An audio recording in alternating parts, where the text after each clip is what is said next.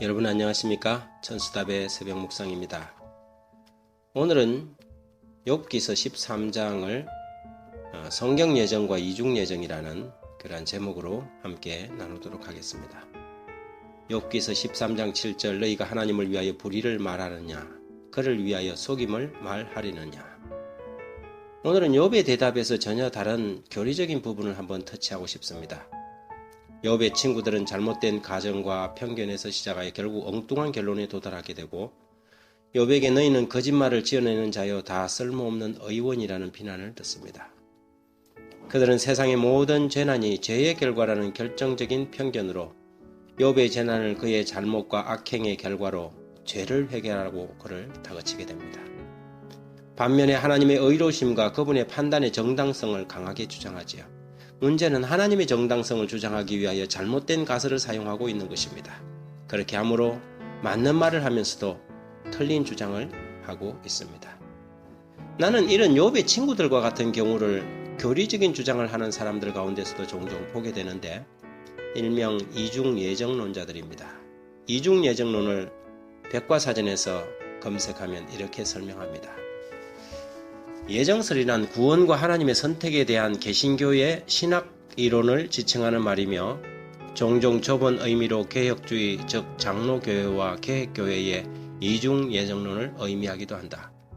예정설에서는 구원은 인간의 행위로 되는 것이 아니라 하나님이 스스로 구원할 능력이 없는 인간을 선택함으로써 이루어진다고 설명하므로 구원에 대한 하나님의 자비와 주권을 강조한다.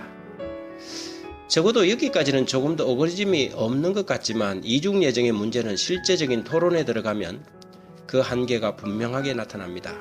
그것은 구원받을 자와 멸망받을 자가 결국은 하나님의 선택에 의해 정해져서 태어난다는 운명론을 비껴갈 수 없기 때문입니다.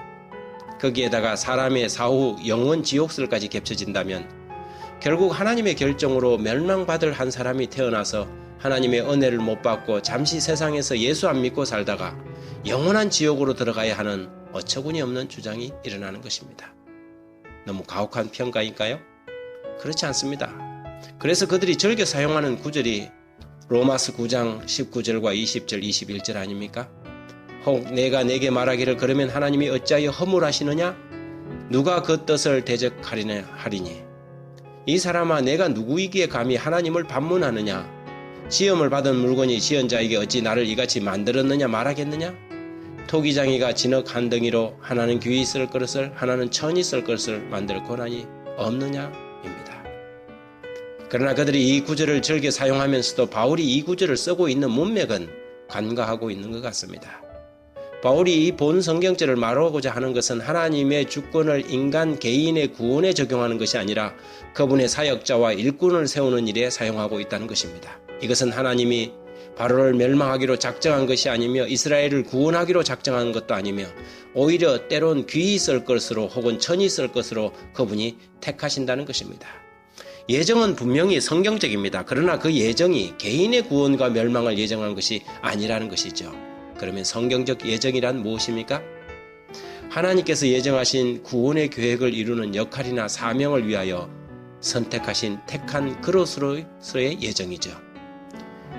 누구든지 그리스도 안에서 그리스도로 말미암아 구원을 받도록 창세전에 예정하심에 따라 누구든지 저를 믿으면 멸망치 않고 영생을 얻게 하려 하신다는 구원의 계획을 예정하신 것을 이야기합니다. 첫 번째는 그 역할을 맡은 사역자들을 하나님께서는 이미 오래전에 택하시고 예정하셨다는 것이고 구원을 받는 방법을 하나님께서 예정하셨지 개개인의 구원을 하나님께서 구원과 멸망을 예정했다는 것은 성경에서 멀다는 것이죠. 이렇듯 하나님의 주권을 옹호한다는 취지로 하나님을 편애하시거나 불의한 분으로 만드는 것을 우리는 조심해야 할 것입니다. 여러분은 지금까지 이 문제를 어떻게 이해했습니까?